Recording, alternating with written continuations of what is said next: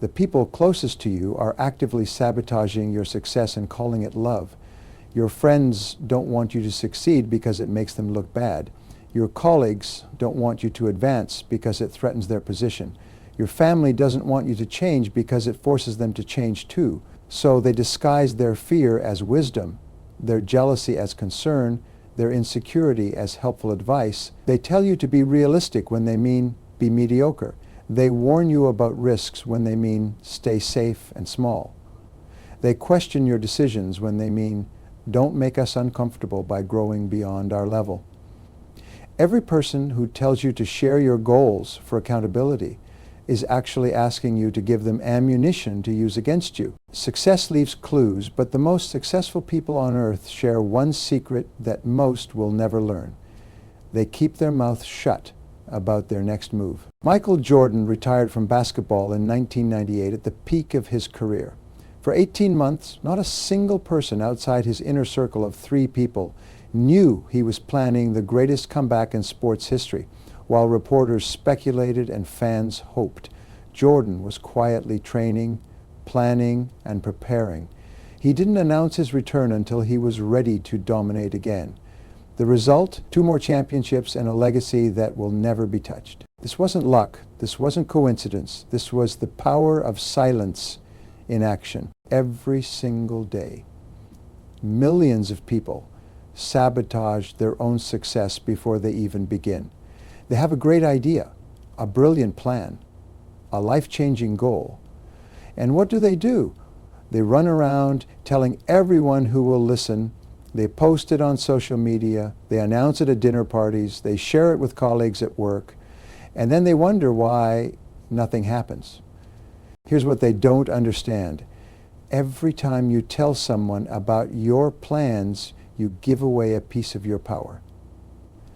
Every conversation about your dreams is energy that should be going into making those dreams real. Every announcement is a leak in the container that holds your motivation. To think about the most successful people you know, not the ones who talk about success, but the ones who actually achieve it. Warren Buffett makes billion-dollar investment decisions, and nobody knows until the paperwork is filed months later. Steve Jobs worked on revolutionary products for years without a single leak to the press. They understood something that most people never learn. Silence is not empty space. Silence is potential energy waiting to explode into results. But why does this happen? Why do people feel this burning need to share their plans with others? The answer is simple. We are social creatures seeking validation. When we have an exciting goal, our brain lights up with anticipation. We want others to share that excitement. We want them to tell us how great our idea is. We want encouragement and support and cheerleading. This feels natural and harmless, but it's actually destroying our chances of success. When you tell people about your goals, your brain gets a shot of satisfaction. It feels like you've already accomplished something important. The problem is you haven't accomplished anything except talking. Your brain doesn't know the difference. It releases the same chemicals whether you achieve the goal or just talk about achieving it. So you get the reward without doing the work. And your motivation drops like a stone. This is why people who talk the most about their fitness goals rarely get in shape. It's why the person who constantly discusses their business idea never starts the business.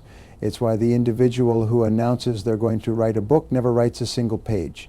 They've already received the psychological reward for achievement without achieving anything. But there's something even more dangerous than losing your own motivation. When you share your plans, you invite other people into your success equation. And not everyone wants to see you succeed. This sounds harsh, but it's true. Some people in your life are threatened by your growth. They're comfortable with the current version of you. When you start talking about bigger goals and better outcomes, it makes them nervous about their own lack of progress. They don't consciously try to sabotage you, but they will ask questions that plant seeds of doubt. They will point out obstacles you haven't considered. They will remind you of past failures. They will suggest you wait for a better time. These people aren't evil. They think they're being helpful. They think they're protecting you from disappointment. But what they're really doing is protecting themselves from the discomfort of watching you outgrow your current circumstances. Even worse are the people who genuinely don't want you to succeed. These individuals see your success as their failure. They benefit from keeping you at your current level because it makes them feel better about themselves. When you announce your big plans, you give these people advance warning, you allow them time to prepare obstacles, create distractions, and undermine your confidence. The most successful people in history understood this principle completely. They built their empires in silence. They made their moves without announcement. They created results that spoke louder than any words ever could. When Thomas Edison was working on the light bulb, he didn't hold press conferences about his progress. He failed over 1,000 times in private, learning from each mistake, getting closer to the solution. Only when he had a working prototype did the world learn what he had accomplished. When the Wright brothers were building the first airplane, they didn't invite crowds to watch their experiments. They worked in secret, testing and failing and improving until that historic day at Kitty Hawk when they proved human flight was possible. Your goals deserve the same respect. They deserve the protection that silence provides.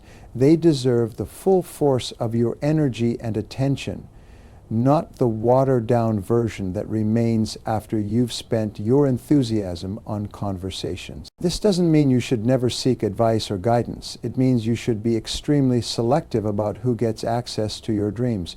Choose people who have achieved what you want to achieve. Choose people who benefit from your success, not from your failure. Choose people who understand the power of keeping quiet until results speak for themselves. The most powerful force in achievement is focused. Concentrated effort applied consistently over time. Every distraction weakens this force. Every conversation about your goals is a distraction. Every announcement is energy leaving your system instead of building pressure for breakthrough results. Starting today, become the person who moves in silence. Become the person who lets results do the talking. Become the person who understands that the most important conversations are the ones you have with yourself about what you're going to accomplish. Your next move should be your secret weapon, not your public announcement. Now let me show you exactly what happens inside your brain when you announce your goals versus when you keep them private. This isn't opinion or theory. This is hard science that will change how you think about success forever. When you tell someone about a goal you want to achieve, your brain immediately releases dopamine. This is the same chemical that gets released when you actually accomplish something meaningful. Your brain literally cannot tell the difference between talking about success and achieving success. Both activities trigger the same reward system. Here's where it gets dangerous. Once your brain gets that dopamine hit from talking, it reduces your motivation to do the actual work. You've already received the good feeling that comes with accomplishment, so why work harder? Your brain thinks the job is partially done just because you talked about it. Scientists have studied this effect for decades. In 2009, researchers at New York University conducted experiments with 163 participants. Half the group announced their goals to others. The other half kept their goals private. The results were shocking. People who announced their goals were significantly less likely to achieve them. They worked fewer hours, showed less persistence, and gave up faster when facing obstacles. But here's the most interesting part of the study. When asked afterward, the people who announced their goals felt just as satisfied as the people who actually achieved their goals. They got the emotional reward without doing the work. Their brain chemistry was exactly the same as people who had succeeded, even though they had failed. This explains why social media is filled with people announcing their New Year resolutions, new business ventures, and fitness goals, but rarely showing actual results. They're getting their reward from the likes, comments, and encouragement. Their brain thinks they've already won. The accountability myth makes this problem even worse. People believe that telling others about their goals creates accountability that will help them succeed. The research shows the opposite is true. When you announce your goals publicly, you create what psychologists call substitution. Your brain substitutes the social recognition of announcing the goal for the satisfaction of achieving the goal. Real accountability doesn't come from telling people what you're going to do. Real accountability comes from tracking your daily actions and measuring your progress against specific targets. It comes from systems and habits, not from conversations and announcements. Consider what happens in your brain when you keep a goal private. Without the dopamine release from social validation, your motivation stays strong, your brain maintains the tension between where you are and where you want to be. This tension is uncomfortable, and your brain wants to resolve it. The only way to resolve it is through action and results when you work in silence. Every small victory builds momentum. Each step forward creates confidence. Each completed task releases a small amount of satisfaction, but not enough to make you comfortable. You stay hungry. You stay focused. You stay driven toward the finish line. The research goes even deeper. Studies show that people who keep their goals private develop what psychologists call implementation intentions. Instead of just thinking about what they want to achieve, they automatically start thinking about how they will achieve it. Their brain shifts from dreaming mode to planning mode when you announce your goals. Your brain stays in dreaming mode. You keep imagining the end result, the celebration, the recognition.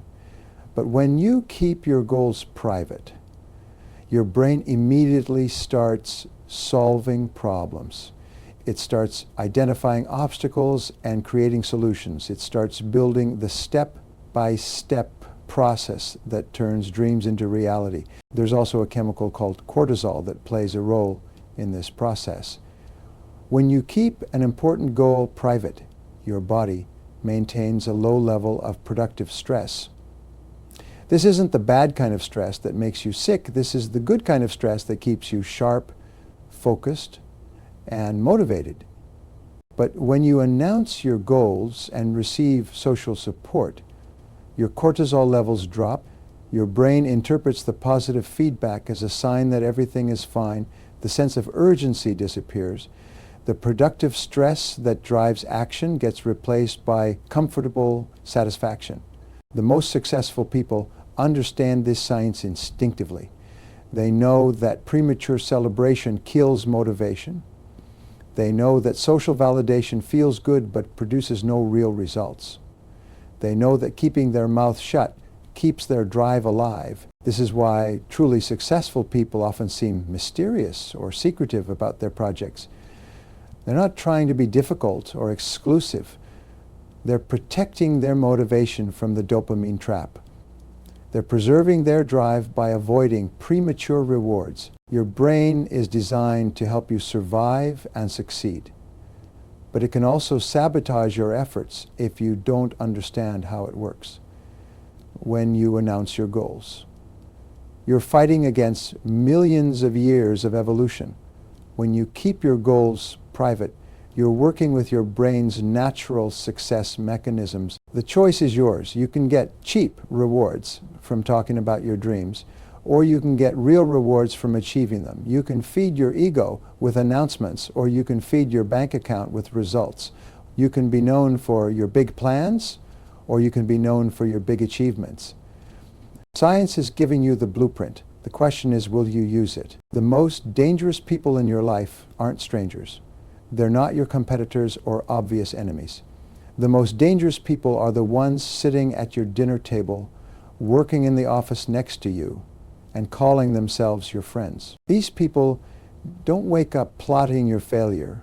They don't consciously try to destroy your dreams, but they will kill your success faster than any external obstacle ever could.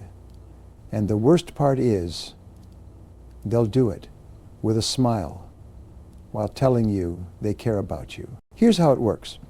When you announce a big goal, you trigger something in other people that psychologists call cognitive dissonance.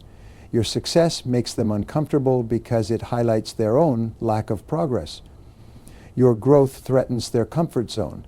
Your ambition reminds them of their own unfulfilled dreams. Most people deal with this discomfort by trying to pull you back down to their level. They don't do this maliciously. They do it to restore their own psychological balance. If they can convince you to lower your standards or abandon your goals, they feel better about their own mediocrity. Listen to the language these people use. They say things like, be realistic, and don't get your hopes up, and what if it doesn't work out? They disguise their fear as wisdom. They package their limitations as advice. They present their doubts as concern for your well-being. Your family members are often the worst offenders. They've known you the longest, so they have the most invested in keeping you exactly the same when you talk about changing your life. They start remembering every time you failed before. They bring up old mistakes and past disappointments. They remind you of all the reasons why this time won't be different. But here's what they're really saying. Please don't succeed, because your success makes me feel bad about myself. They just can't say it that directly because they don't even realize that's what they're thinking. Your friends can be just as dangerous. True friends want to see you win, but many people you call friends are really just companions in mediocrity. They're comfortable with the current version of you because it makes them feel normal about their own lack of ambition. When you start reaching for something bigger, they feel left behind. Watch what happens when you tell these people about your goals. They immediately start asking questions designed to plant doubt. How are you going to find the time? Don't you think the market is too competitive? Are you sure you have enough experience? What will you do if it fails? These aren't helpful questions. These are fear-based reactions designed to make you second-guess yourself. A real friend would ask, how can I help? Or what do you need to make this happen? But most people default to playing devil's advocate, which is just a polite way of being a dream killer. Your co-workers present another type of threat. They benefit from your staying exactly where you are because it means less competition for them. When you announce plans to start a business or change careers, you're threatening their position. They'll start pointing out all the reasons why leaving would be a mistake. They'll remind you about job security, benefits, and the risks of entrepreneurship. The solution isn't to cut these people out of your life completely. The solution is to stop giving them ammunition to use against you. When you keep your goals private, they can't undermine what they don't know about. When you move in silence, they can't slow you down with their fears and limitations. This doesn't mean you should never seek advice or guidance, but be extremely careful about who you trust with your dreams. Only share your goals with people who have achieved what you want to achieve. Only take advice from people whose results you want to copy. Only listen to people who benefit from your success, not from your failure. The people who truly want to see you succeed will support your results, not your announcements. They'll cheer for your achievements, not your intentions. They'll celebrate your victories, not your plans. Everyone else is just noise, and successful people know how to turn down the volume on noise while they're building their empire in silence. Your real friends will still be there when you succeed. Your real family will be proud of your results. But your dreams are too precious to share with people who don't understand their value. Now that you understand why silence is power, let me show you exactly how to build a system that turns your quiet goals into loud results. First, create what I call your private victory plan. This is a document that lives only with you. Write down your goal, but don't just write what you want to achieve. Write down why you want to achieve it. Write down what your life will look like when you succeed. Write down what it will cost you if you fail. Make this document so compelling that reading it gives you energy instead of taking it away. Most people write goals like, I want to lose 30 pounds, or I want to make more money. These goals are weak because they don't create emotional pull. Your private plan should read more like, I will lose 30 pounds so I can feel confident in my body, have energy to play with my children, and prove to myself that I can accomplish anything I set my mind to. Next, build your internal scorecard.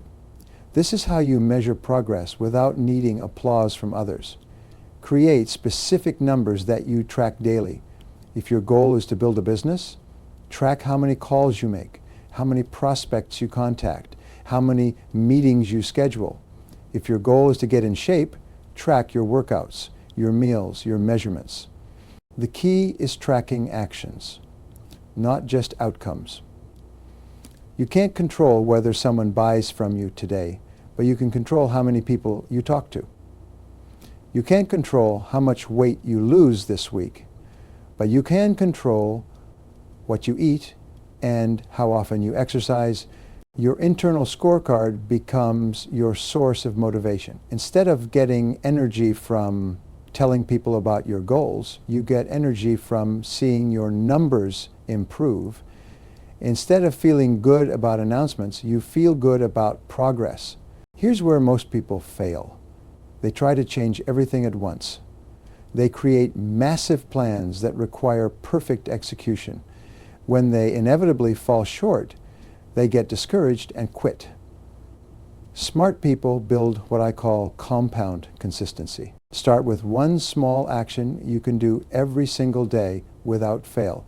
If you want to write a book, commit to writing 1 page per day. If you want to build a business, commit to making 5 phone calls per day. If you want to get in better shape, commit to walking for 20 minutes per day. The action must be small enough that you can do it even on your worst day. It must be specific enough that you know exactly when you've completed it. And it must be connected to your bigger goal so that doing it consistently will eventually create the results you want. Let me tell you about Lisa, a woman who attended one of my seminars 3 years ago. She had tried to start a consulting business 5 times. Each time, she announced her plans to everyone she knew. Each time, she got excited by their encouragement, and each time, she quit within 6 months because the work was harder than the talking. After learning these principles, Lisa tried a different approach. She kept her 6th attempt completely private. She didn't tell her husband, her friends, or her family. Instead, she created her private victory plan and internal scorecard. She committed to making 10 cold calls every day for 1 year, no matter what, for the first 3 months. Nothing happened, no clients, no income, just daily rejection. But her scorecard showed progress. Her confidence grew with each call. Her skills improved with each conversation. She wasn't getting external validation, but she was building internal strength. Month 4 brought her first small client. Month 6 brought 2 more. By month 12, she had replaced her corporate salary. By month 18, she had doubled it.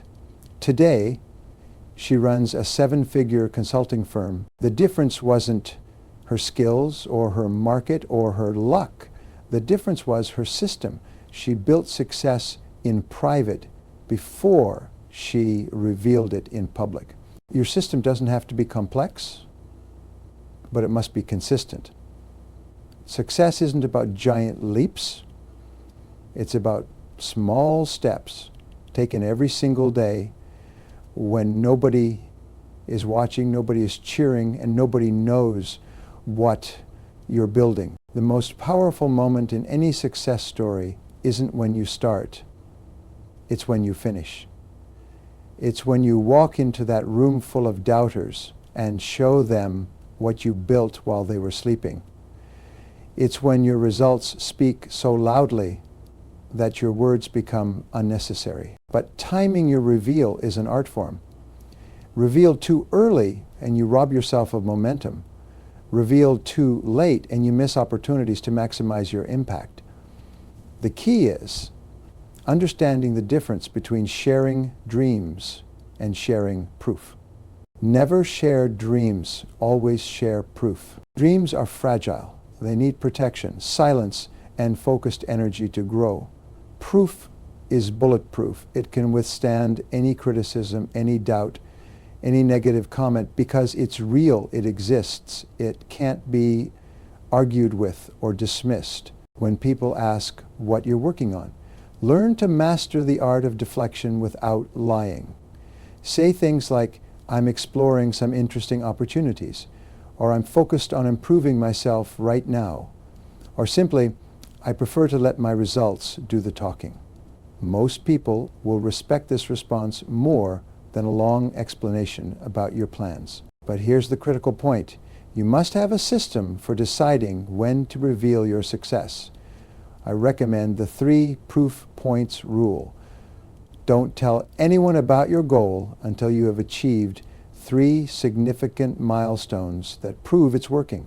If you're building a business, don't announce it until you have 3 paying customers. If you're losing weight, don't talk about your diet until you've lost 3 sizes. If you're writing a book, don't mention it until you have 3 chapters completed. 3 proof points mean it's real, not just wishful thinking. When you finally do reveal your success, do it strategically. Choose your audience carefully. Start with the people who will benefit from your success, not the ones who feel threatened by it. Share your story in a way that inspires rather than intimidates. Here's how the reveal should sound. I've been working quietly on something for the past year, and I wanted to share the results with you. Then show proof. Not plans. Show income statements, not business ideas. Show before and after photos, not diet plans. Show finished products. Not rough drafts. The difference in how people respond will shock you. When you shared your plans, people gave you doubt disguised as concern. When you share proof, people give you respect disguised as congratulations. The same people who told you to be realistic will now tell you how smart you were. The same people who pointed out obstacles will now ask for your advice. This transformation happens because proof changes the entire dynamic. When you announce plans, you're asking people to believe in something that doesn't exist yet. When you show results, you're presenting something that already exists. People can argue with possibilities, but they can't argue with facts. Building a reputation as someone who delivers without warning is one of the most valuable assets you can create. People start to watch you differently. They pay attention to your quiet periods because they know something is coming. They respect your silence because they've learned it usually precedes success. This reputation takes time to build, but once you have it, it becomes a multiplier for everything you do. When someone with a history of quiet achievement finally speaks, people listen. When someone known for delivering results makes a rare announcement, people take it seriously. But the greatest benefit of mastering silent success isn't external recognition. It's the internal transformation that happens when you prove to yourself that you can achieve anything you set your mind to without needing permission, encouragement, or validation from others. You develop what I call quiet confidence. This isn't the loud, attention-seeking confidence that tries to convince others. This is the deep, unshakable confidence that comes from knowing you can handle whatever life throws at you. It's the confidence that comes from having a track record of turning private plans into public results. This confidence changes how you walk into rooms, how you handle challenges, how you make decisions. You stop asking what will people think and start asking what needs to be done. You stop seeking approval and start creating value. You stop talking about what you're going to do and start doing what needs to be done. The ultimate test of whether you've mastered this principle is simple. Can you work on your most important goal for 6 months without telling a single person? Can you make progress, handle setbacks, stay motivated, and keep moving forward with only your internal scorecard for feedback? If you can do this, you've joined the ranks of the truly successful. You've learned the secret that separates achievers from dreamers, doers from talkers, winners from wishers. Your next move should be your secret weapon. Your results should be your announcement. Your success should be your speech. Starting today, become the person who moves in silence and lets success make the noise. Become the person who builds empires while others build excuses. Become the person who understands that the most powerful words you can ever speak are the ones you never have to say because your actions already said them.